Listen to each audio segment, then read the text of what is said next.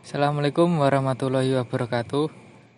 Perkenalkan, nama saya Agung Fitrianto, NIM 2019 33121 dari kelas PGSD 4C. Di sini saya akan menjelaskan tentang pembuatan media pembelajaran aplikasi matematika untuk kelas 2 SD yang bernama SmartMath. Nah, apa-apa.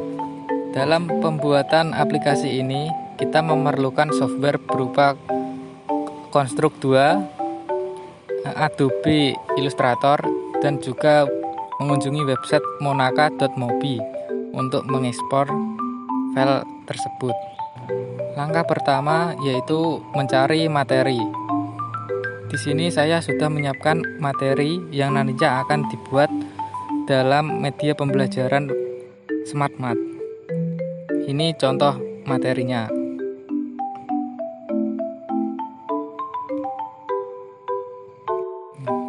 Setelah membuat materi soal, kemudian kita input materi soal ke dalam software Construct 2. Dalam soal tersebut, saya sudah menyiapkan terlebih dahulu yang nantinya kita akan menyalin ke aplikasi Construct 2. Berikutnya yaitu langkah ketiga. Kita perlu membuat desain aset yang nantinya akan kita pakai untuk membuat UI aplikasinya. Di sini saya menggunakan aplikasi Adobe Illustrator. Kemudian buka software Adobe Illustrator dan memulai membuat beberapa desain untuk menu-menunya. Kemudian kita buat terlebih dahulu pola untuk dijadikan tombol menu. Di sini saya menggunakan pola berbentuk elips. Buat pola sesuai ukuran yang ditentukan. Kemudian beri warna. Setelah diberi warna, kemudian kita beri tulisan pada pola tersebut. Nantinya akan berupa materi, soal, latihan, dan juga kuis.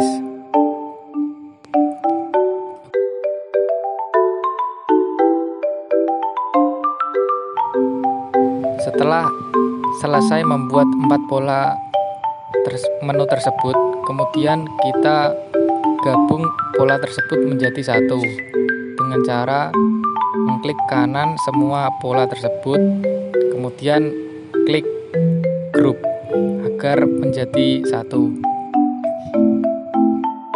Setelah pola dijadikan satu, kemudian ekspor pola tersebut ke dalam file yang nantinya file tersebut akan kita upload ke dalam aplikasi Construct 2. Kemudian tunggu hingga proses ekspor selesai. Setelah selesai, kemudian kita membuka aplikasi Construct 2. Dan selanjutnya kita akan membuat dokumen baru. Setelah itu, sesuaikan layout pada ukuran yang telah ditentukan. Setelah menentukan layout, kemudian kita import pola menu yang sudah kita buat tadi. Kemudian sesuaikan posisi layout agar sejajar dengan pola tersebut. Kemudian kita tambahkan sedikit tulisan agar mempercantik tampilan aplikasi kita. Di sini saya menambahkan tulisan berupa SmartMath yang nantinya akan dibuat sebagai judul aplikasi. Setelah membuat tampilan awal aplikasi, selanjutnya kita import soal kuis dan juga materi yang tadi sudah kita buat. Setelah soal dan kuis kita import ke Construct 2, kemudian kita lanjut membuat fungsi sistem dalam konstruk 2 agar aplikasi yang kita buat nantinya dapat berjalan dengan lancar. Kurang lebih begini tampilan saat pembuatan proses fungsi sistem berjalan.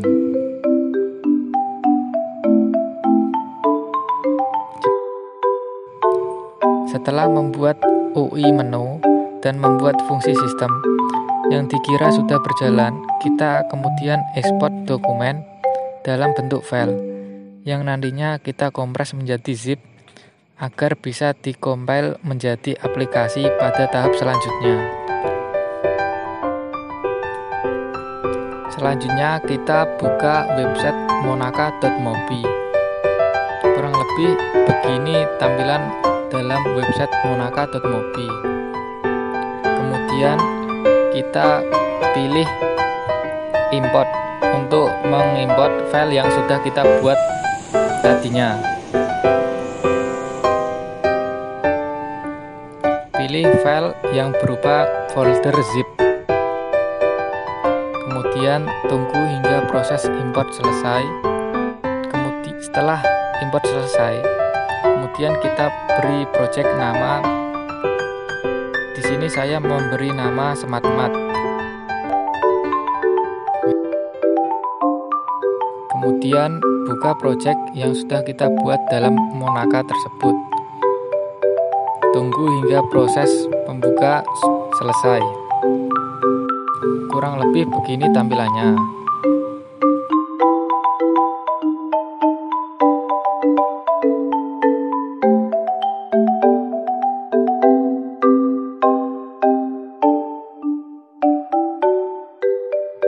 Kemudian buka project yang sudah kita buat dalam Monaka tersebut. Tunggu hingga proses pembuka selesai. Kurang lebih begini tampilannya.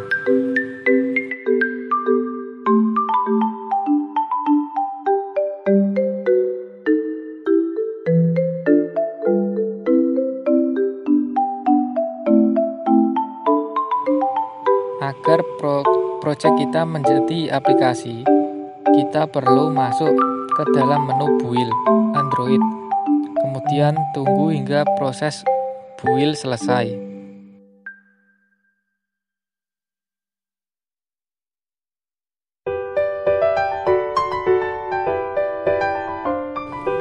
Setelah proses build dilakukan, kemudian kita download file tersebut. Kemudian install dan aplikasi sudah dapat dijalankan. File aplikasi ini berupa APK yang dapat dijalankan dalam Android versi 4.1 ke atas.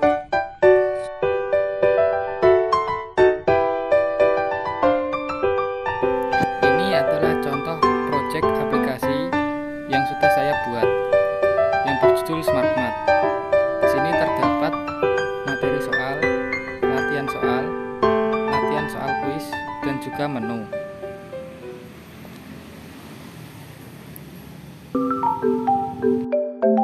Selanjutnya kita buka menu.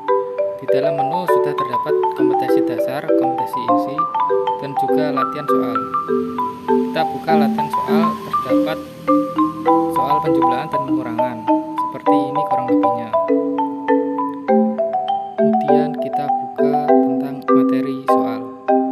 Materi sudah saya buat. Seperti ini materi yang saya sampaikan. Serta terdapat latihan soalnya yang dapat dijawab oleh siswa sebagai bahan latihan pembelajaran. Kemudian kita lanjut dalam soalnya. Dalam soal terdapat 10 latihan soal yang dapat dijawab oleh peserta didik. Kurang lebihnya begini aplikasi yang saya buat. Apabila kurang baik nantinya dapat saya perbaiki ke depannya. Kelebihan dari media aplikasi ini yaitu pesan yang disampaikan lebih cepat dan mudah diingat oleh siswa. Kemudian belajar dapat dilakukan di mana saja dan kapan saja.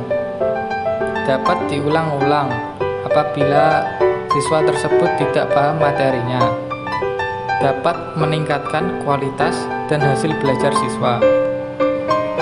Kemudian kelemahan dari media pembelajaran ini yaitu membutuhkan jaringan internet, serta kurang dapat menampilkan detail objek yang disajikan, dan terlalu menekankan pada penguasaan materi daripada proses pengembangannya.